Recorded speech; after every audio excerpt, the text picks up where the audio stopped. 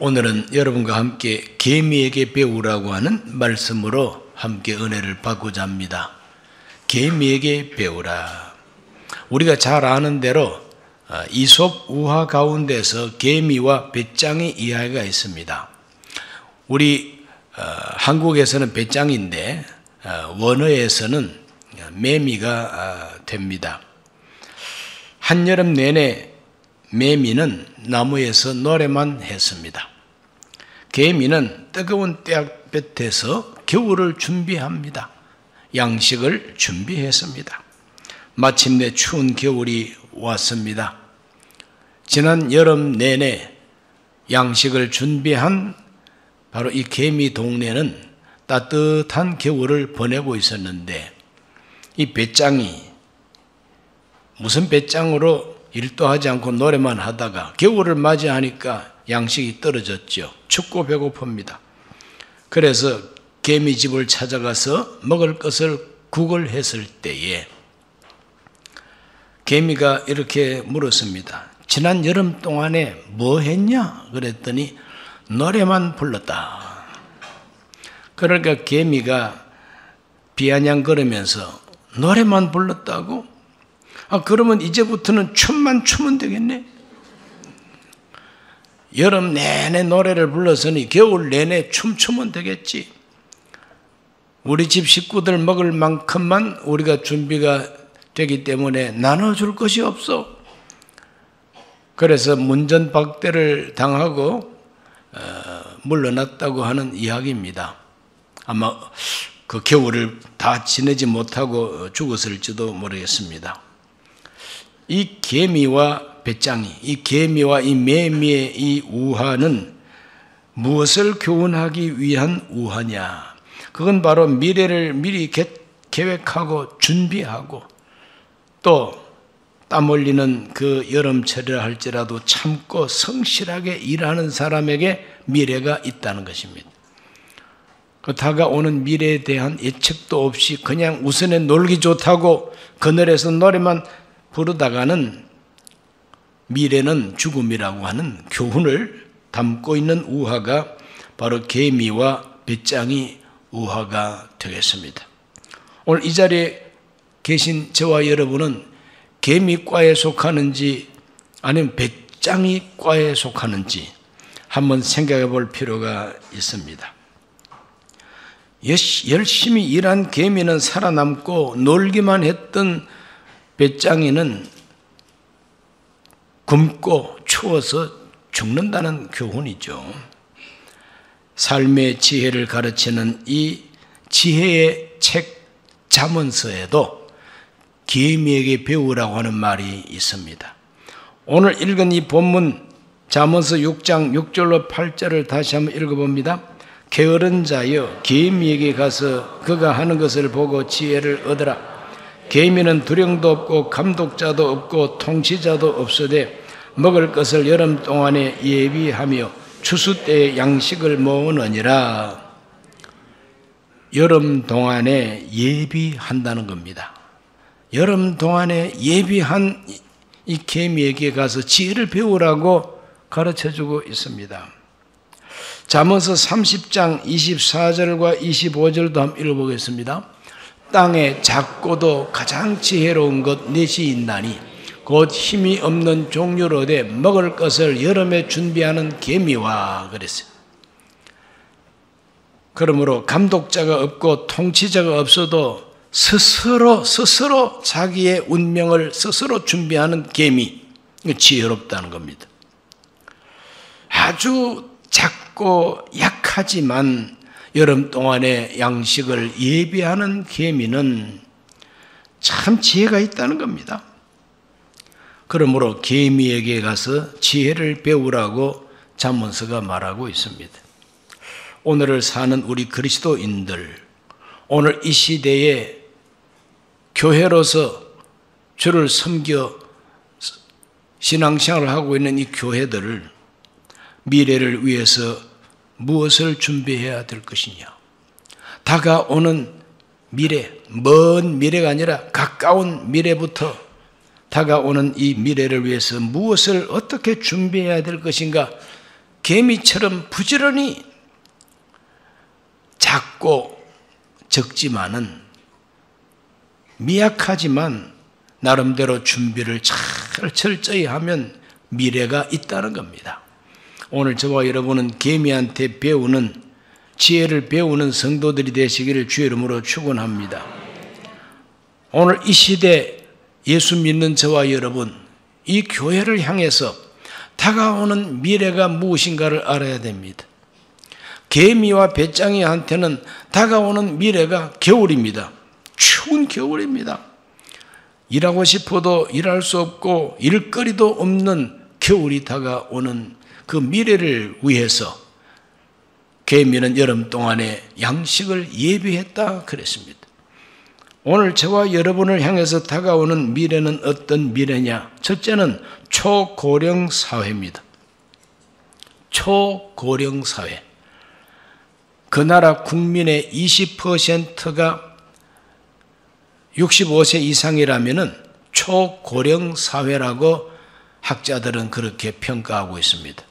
그런데 우리 대한민국의 5천만 인구 가운데 지금 올해 연말 정도가 되면은 1,000만 명이 넘어선다고 합니다. 65세 이상 고령 인구가 1,000만 이상이 된답니다. 그러면 5천만 중에서 1,000만은 바로 20%죠. 그러므로 초고령 사회는 먼 미래가 아니라 올해 연말부터 초고령 사회. 초고령 사회라고 하면은 연세 많은 분들이 점점 많아진다는 겁니다. 이분들이 산업 일선에서 생산하는 일터에서 다 물러 앉아 있으면은 누가 이 사람들을 먹이고 입히고 재웁니까? 자녀들이 성공을 하면 괜찮은데 자녀들이 다 책임 못 져주면은 국가가 이 초고령 사회, 이 노인 인구를 어찌할 것인가? 또 교회는 사회보다도 더 초고령 사회가 됐습니다. 우리 교회만 하더라도 우리 전체 교인들 가운데서, 출석 교인들 전체 가운데서 20%가 벌써 넘었습니다. 그럼 교회가 사회보다도 먼저 초고령 사회가 지금 됐지요. 그러므로 초고령 사회를 우리가 어떻게 교회 생활을 할 것인가? 또 교회는 이러한 초고령 사회에서 이 고령자들, 연로하신 분들을 위해서 어떻게 할 수가 있을까? 무엇을 해야 할 것인가? 이거 준비하지 않으면 안 된다는 거죠. 그리고 두 번째는 인구 감소의 시대가 온다. 지금 인구 감소가 벌써 시작되었어요. 우리나라 전체 인구 가운데서 20대 젊은이들보다도 70대 노인이 벌써 더 많아졌어요. 그러므로 20대 청년들보다도 70대 노인 숫자가 더 많아졌다니까. 그렇기 때문에 인구 감소 시대, 아기를 낳지 않고 이러다 보니까 점점 대한민국 국민이 숫자가 줄어간다는 거예요. 숫자가 줄어간다. 순수한 우리 한국인들 숫자는 줄어가고 외국인 노동자들이 들어오고 외국에서 이민이 들어와가지고 이 사람들 숫자가 이제 점점 늘어간다. 이렇게 늘어가다 보면 어느 날 굴러온 돌이 박힌 돌을 빼내버린다고 이제는 순수한 한국인들이 박해를 받는 시대가 올지도 모른다는 거예요. 자, 이와 같은 인구 감소 시대에 이 인구 감소하고 교회는 무슨 관계가 있느냐? 인구가 감소되고 특별히 젊은 아이들이 감소가 되고 청년들이 감소가 되다 보니까 교회 안에도 젊은이와 청소년들, 교회 학교가 점점 감소되고 감소가 아니라 소멸되어 버렸다. 벌써 재작년부터 우리 교회가 여름 성경학교 봉사를 해 드릴 테니까 신청하십시오 하고 지방에다가 이렇게 광고를 했는데 단 한 교회도 우리 교회에 와서 성경학교 해 주십시오 하는 교회가 없습니다. 그 원인이 뭐냐? 교회 학교가 없다는 거예요.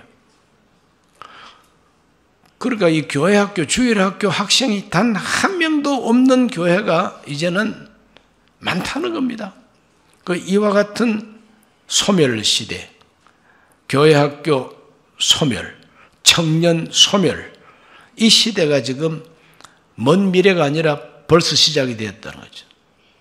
이럴 때 우리가 어떻게 해야 될 것인가? 세 번째는 반기독교 정서, 그리고 적기독교적인 정서 시대가 온다는 겁니다. 이미 시작됐어요. 그래서 교회 다닌다 그러면 아직도 교회 다녀? 아직도 교회 다니느냐고. 왜? 벌써 교회를 다니지 말아야 그게 바로 올바른 행동이다 이거죠. 아직도 교회 다녀? 이제 간도. 이런 시대가 지금 됐다는 거죠. 그러므로 이 반기독 정서 시대, 적기독 정서 시대, 이런 시대가 지금 도래했다는 겁니다. 앞으로 점점 더 깊어진다는 겁니다. 확대된다는 겁니다.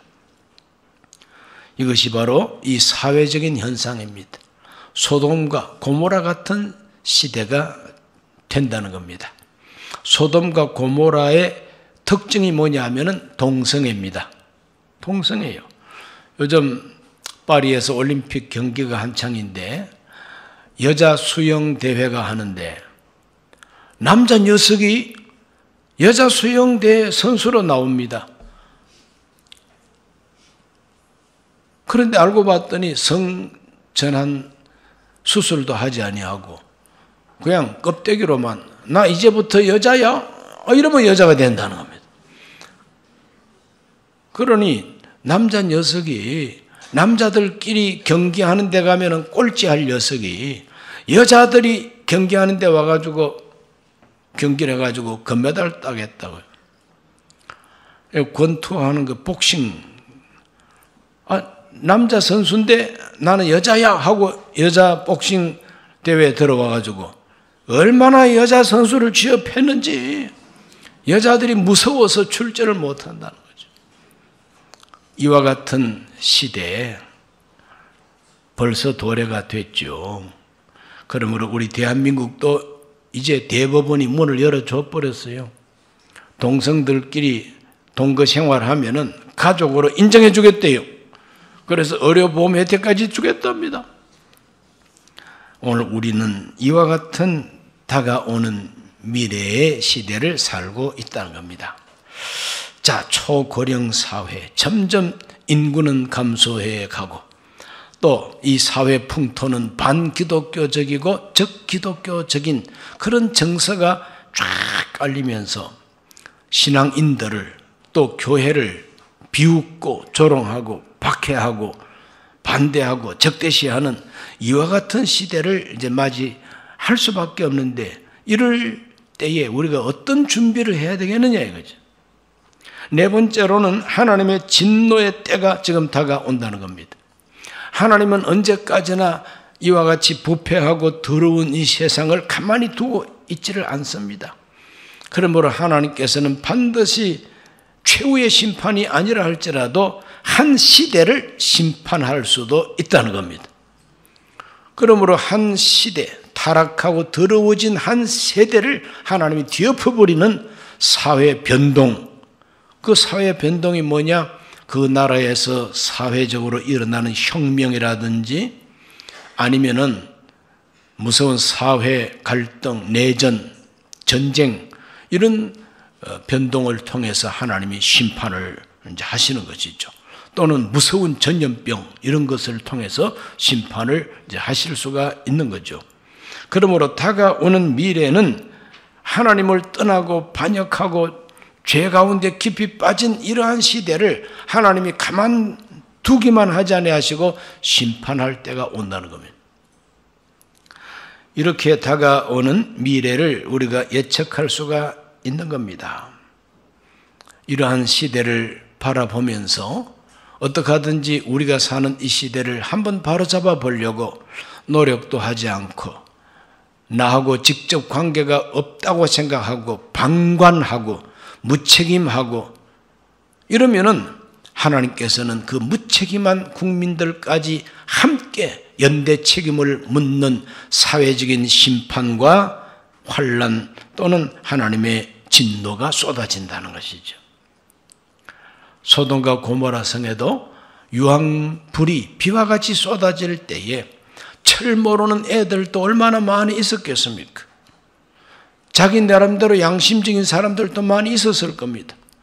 그런데 그 사람들도 함께 불심판을 받고 말았죠. 왜 그러냐? 제대로 역할을 못했기 때문에 함께 심판을 받을 수밖에 없었다. 혼자서 착하게 살고 내가 무슨 직접적으로 내가 무슨 책임이 있느냐 그러지만은 그 시대를 살면서 시대의 정의와 시대의 공의 이런 것에 대해서 함께 연합하고 함께 바로잡아 보려고 애쓰지 않는 국민들은 도매금으로 함께 다 하나님의 심판과 진노 속에 던져진다는 걸 우리가 알아야 되는 겁니다. 다가오는 미래는 이와 같은 위험 요소들이 가득한 것입니다. 그러면 준비해야 하는 오늘 우리는 어떻게 해야 될 것이냐? 준비해야 하는 오늘 우리가 무엇을 준비해야 될 것인가? 초고령 사회와 그리고 인구 절벽 시대를 맞이하면서 우리 교회들은 실버 사역을 준비해야 된다. 실버 사역이 뭐냐? 노인들을 중시하고 노인들을 비참하지 않도록 영광스러운 노인들이 될 수 있도록 도와줘야 된다. 그래서 영광스러운 그 노인 사회를 골든 화이트라고 그럽니다. 골든 화이트. 백발이죠, 하얗게. 그런데 황금과 같이 빛나는 백발이 되게 해야 된다. 그러므로 교회는 연세가 많은 초고령 세대들이 영광스러운 정말 참 고령 시대를 살 수 있도록 교회가 어떻게 해야 될 것이냐, 그들에게 어떤 메시지를 주며 어떠한 사역을 통해서 보람있게 살 수 있도록 도와줄 것인가, 이와 같은 것을 연구하고 구체적으로 실행하는 이와 같은 교회가 돼야 되는데 그것을 준비해야 된다는 겁니다. 이웃을 어떻게 섬길 것인가, 다음 세대를 위해서 어떻게 봉사할 것인가. 연세가 많으신 분들이 언제나 대접받을 것만 생각하게 하는 것이 아니라 이제 그분들의 이 화이트, 그분들의 이 하얀 머리가 영광스러운 면류관이 되기 위해서는 주님 앞에서 어떻게 해야 될 것이냐? 섬겨야 된다. 이웃을 섬기고 다음 세대를 위해서 봉사하고, 그래서 또 다른 나와 같은 다른 이 골든 세대를 위해서 어떻게 봉사할 것인가, 이런 걸 알아가지고 섬기고 봉사하는 노인들을 많이 만들어내는 것이 교회의 사명이라는 겁니다. 그러므로 우리 교회 연로하신 분들, 내가 이제 늙었으니까, 나는 이제 은퇴했으니까 나를 섬기라고만 하지 마시고 죽을 때까지 봉사하는 분들이 되기를 예수 이름으로 축원합니다. 죽을 때까지 하나님께 받은 사명이 무엇인가를 발견해서 그 사명에 성실할 때에, 개미처럼 성실할 때에 하나님께서는 미래의 영광을 예비하신다는 걸 믿으시기를 바랍니다. 두 번째, 다음 세대 세우기에 주력해야 되겠다. 미래를 준비하는 오늘, 다음 세대를 세우기 위하여 주력해야 된다.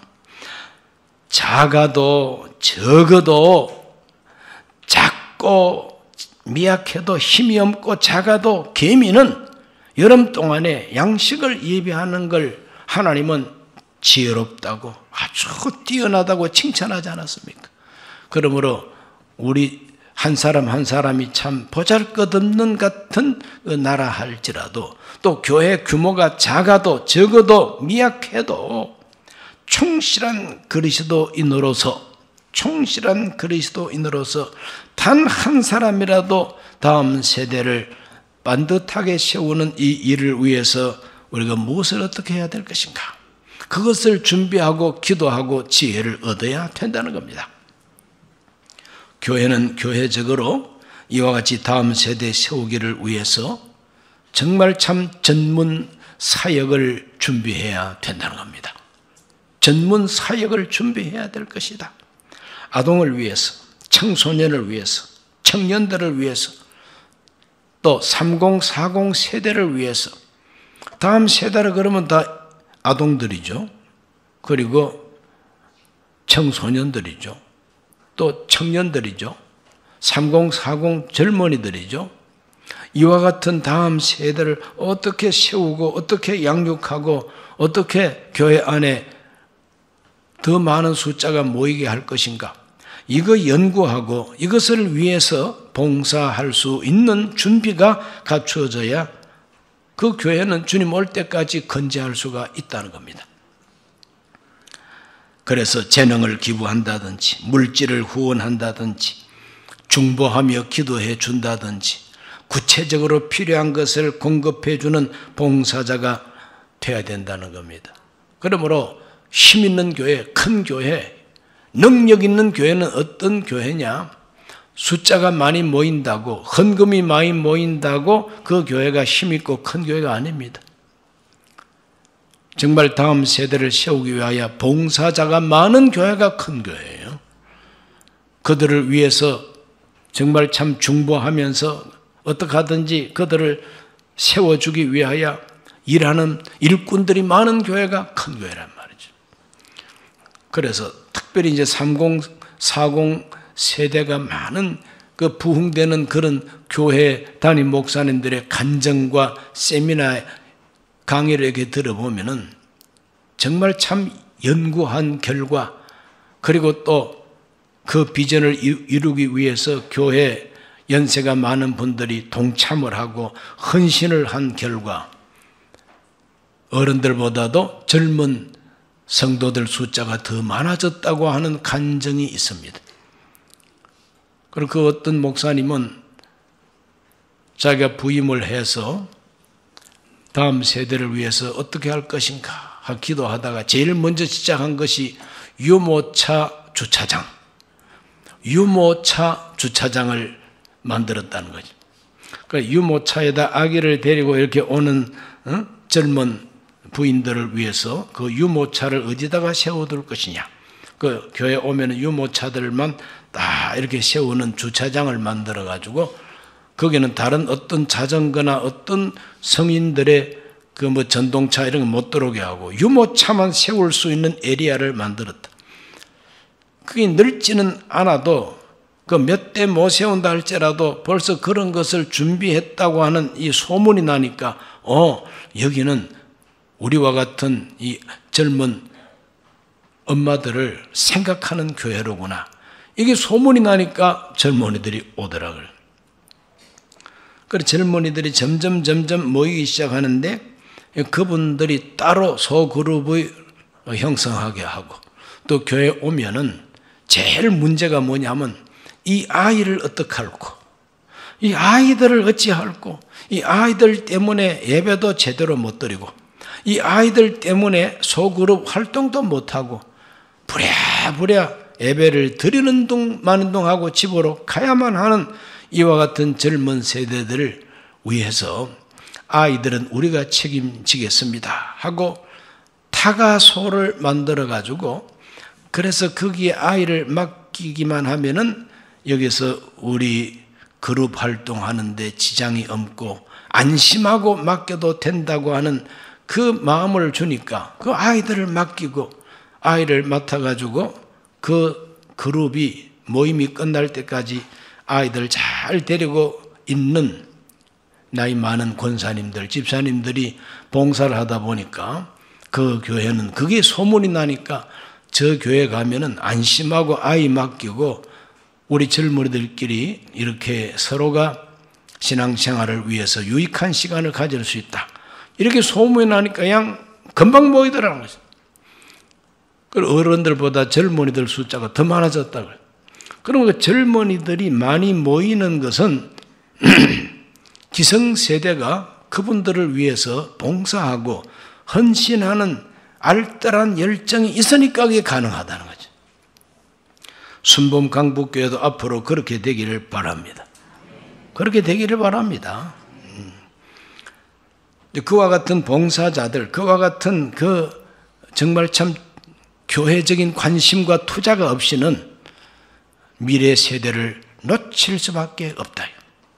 오늘날 교회마다 그 교회에 정착하지 못하고 그 교회를 떠날 수밖에 없는 이유가 다 있다는 거죠. 특별히 30, 40 세대가 교회를 제일 많이 떠난답니다. 제일 많이 떠나.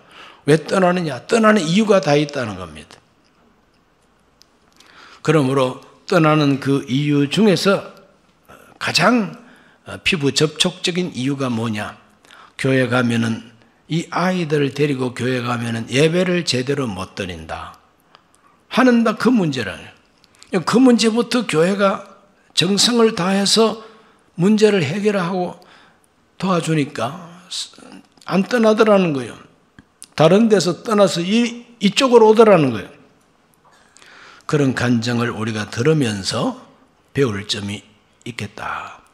그래서 아이들을 돌보기 위해서는 수유실도 만들고 그 젖먹이 애들 데려오는 젊은 엄마들이 마음 놓고 아이들에게 수유할 수 있는 수유실도 만들고 기저귀를 갈 수 있는 방도 따로 만들고 기저귀 교체를 해야 되겠다. 또 그 아이들을 맡겨 놓으면은 그 아이들을 잘 데리고 놀 수 있는 타가소도 만들고 그 타가소 봉사하는 분들은 유니폼을 탁 입고 그 아이들을 정성껏 책임지고 어떤 분은 누구 딱 이렇게 정해가지고 그래서 아이 엄마들은 교회 올 때마다 그분에게 맡기는 거예요. 그분에게만 맡기는 거예요. 그리고 내 아이를 책임지는 분들이라고 다 안다는 거예요. 그러니까 안심하고 이제 맡기는 거예요. 이런 식으로 이제 젊은 세대를 세우기 위해서 기성세대가 헌신을 하니까 부흥이 되고 더 많이 모이더라고. 간증을 이렇게 하는 걸 들어볼 때 참 그렇겠다 싶은 마음, 우리 교회도 그렇게 준비해야 되지 않겠는가 이런 마음을 가지게 됩니다. 하나님께서 다음 세대 세우기에 주력할 수 있는 영적인 각성, 또 헌신하는 마음, 내가 봉사하겠다고 하는 결단, 이런 분들이 우리 교회 안에 많이 일어나기를 예수님 이름으로 축복합니다. 대단히 많은 아이들을 돌보고 또 그러기 위해서 많은 분들이 모여야 되는 게 아니에요. 한 가정이라도 그렇게 알뜰히 돌봐주면 되는 것이죠. 한 가정이라도. 그러면 그 한 가정은 안 떠날 거예요. 그리고 안 떠나는 그 가정이 또 소문내면 또 두 가정이 생길 것이다. 이런 식으로 해서 작은 데서부터 점점 확장해 나가는 끊임없이 꾸준히 봉사하는 이와 같은 준비가 갖추어져야 된다는 것입니다. 앞으로 순범 강북교회가 계속 부흥되기를 원하시면 아멘 하십시오. 그렇다면 우리 모두는 다 봉사할 마음을 가져야 된다는 거죠. 사랑으로 봉사할 마음을 가져야 된다는 거죠. 영적으로는 이제 깨어 일어나야 된다는 겁니다. 영적으로 깨어 일어나야 된다. 잠언서 6장 9절로 11절을 다 같이 한번 읽어보겠습니다. 게으른 자여, 네가 어느 때까지 누워 있겠느냐? 네가 어느 때 잠이 깨어 일어나겠느냐? 좀 더 자자, 좀 더 졸자, 손을 모으고 좀 더 누워있자 하면 너의 빈궁이 강도같이 모여 네 궁핍함이 군사같이 이르리라 그랬습니다. 게으른 자를 두고 하는 말입니다. 언제까지는 잠만 자고 놀고 있겠느냐 이 말이죠. 그러므로 깨어 일어나라는 겁니다. 오늘 우리 모두가 다 영적으로 잠만 자지 말고 졸고 있지 말고 좀 더 자자, 좀 더 졸자, 손을 모으고 좀 더 누워있자. 이게 뭡니까? 편의 위주. 좀 더 편하자. 좀 더 편하자. 누워서 좀 편안하게 누워있자 이거 아니에요. 그러지 말고 일어나라는 거예요. 일어나서 부지런히 일을 하라는 겁니다. 이것이 오늘 우리가 개인적으로 꼭 기억해야 할 태도인 것입니다. 깨어 일어나는 준비, 이것이 바로 미래를 준비하는 우리의 준비가 되어야 될 줄로 믿습니다. 영적으로는 앞으로 하나님의 진노가 이 땅 위에 쏟아질 것이 틀림없다고 하는 이와 같은 경각심을 가지고 예수님께서 권고하시는 말씀을 순종해야 됩니다. 마태복음 24장 42절 말씀에 그러므로 깨어 있으라. 어느 날에 너희 주가 임할는지 너희가 알지 못함이니라 그랬어요. 어느 날에 너희 주가 임할는지 알 수 없다. 말세가 되면은 노아의 때와 같고 롯의 때와 같으리라 그랬어요. 그러므로 그것이 바로 적그리스도 반기독교 정서인 것입니다. 항상 사람들의 생각하는 것이 악할 뿐이었다는 것이 노아 시대의 특징이고 롯의 시대도 마찬가지입니다. 오늘 우리들은 깨어 있어야 됩니다. 누가복음 21장 34절에서 36절을 읽어봅니다. 너희는 스스로 조심하라. 그렇지 않으면 방탕함과 술 취함과 생활의 염려로 마음이 둔하여지고 뜻밖의 그날이 뜻과 같이 너희에게 임하리라. 이 날은 온 지구상에 거하는 모든 사람에게 임하리라. 이러므로 너희는 장차 올 이 모든 일을 능히 피하고 인자 앞에 서도록 항상 기도하며 깨어 있으라 하시니라. 예수님께서 하신 말씀 그대로 우리가 받아들이고 순종하게 되시기를 바랍니다. 방탕함과 술 취함과 염려로 마음이 둔해질까 염려하라 그랬어요. 오늘 우리 모두가 마음이 둔해지지 않게 되시기를 주 이름으로 축원합니다. 데살로니가전서 5장 7, 8절은 자는 자들은 밤에 자고 취하는 자들은 밤에 취하되 우리는 낮에 속하였으니 정신을 차리고 믿음과 사랑의 호심경을 붙이고 구원의 소망의 투구를 쓰자 그랬어요. 그러므로 영적으로 자지 말라는 것이죠. 깨어서 정신을 차리라고 하는 겁니다. 베드로전서 5장 8, 9절을 읽어보면은 근신하라 깨어라 너희 대적마귀가 우는 사자같이 두루다니며 삼킬 자를 찾나니 너희는 믿음을 굳건하게 하여 그를 대적하라 그랬어요. 이는 세상에 있는 너희 모든 형제들도 같은 시험을 받는다 그랬어요. 오늘 우리 모두가 다 똑같은 시험을 받습니다. 믿음을 굳세게 갖추게 되시기를 바랍니다. 바로 그것이 여름 동안의 양식을 예비하는 계미의 지혜라는 겁니다. 겨울이 오면은 일 못하고 겨울이 오면은 일할 것도 없고 겨울은 바로 심판의 때라고 우리가 생각할 수가 있습니다. 그러므로 심판의 때가 오기 전에 깨어 있어서 이와 같이 마음이 둔해지지 말아야 되고 방탕하지 말아야 되고 술 취하지 말아야 되고 노아의 때와 같고 롯의 때와 같은 음란한 풍조에 휩쓸리지 말아야 된다는 거죠. 우리 개인적으로 영적으로 이와 같이 깨어 있을 뿐만 아니라 사회적으로 다가오는 미래를 예측하고 지금 당장 당하고 있는 이와 같은 이 시대 속에 우리가 교회적으로 어떻게 준비해야 될 것인가를 알고 재직들이 당회가 모든 성도들이 합심해서 준비하고 헌신하고 봉사하는 이 열정을 가지면은 그 교회는 앞으로도 하나님의 응원 속에 부흥되어 나갈 겁니다. 그러나 그런 것이 없어서 다 주저앉아 버리고 연세가 높을수록 대접받고 대우받기만 생각하고 교회를 다니면은 그 교회는 쪼그라들 수밖에 없다는 거죠. 오늘 기도하러 오신 여러분, 앞으로 순범강북교회가 호도처럼 쪼그라드는 교회가 되기를 원하시면 아멘 합시다. 아멘 안 하시는 걸 보니까 다 정신 차리고 계시네. 하나님 앞에 복을 받아서 더 번성하고 다음 세대가 더 든든히 서는 교회가 되기를 원하시면 아멘 하십시오. 아멘 하는 대로 될지어다. 그렇습니다. 이 젊은 사역을 하는 이 교회들 세미나 강의를 이렇게 들어보면은 생각하는 것이나 모든 그 삶의 방식이나 태도가 기성세대하고 너무 차이가 많아가지고 이걸 갖다가 하나로 만드는 것은 거의 불가능이라는 겁니다. 그렇기 때문에 교회 하나, 교회 안에 또 하나의 교회처럼 그렇게 구분해가지고 전문적으로 그들의 취향에 맞는 사역을 하지 않고는 잡을 수가 없다는 거죠.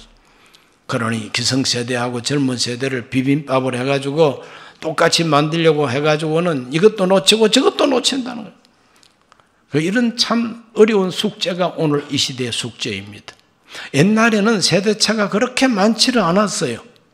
그저 성령 받고 은혜 받으면 그냥 하나가 됐습니다. 그런데 요즘은 그렇지 않다는 거죠.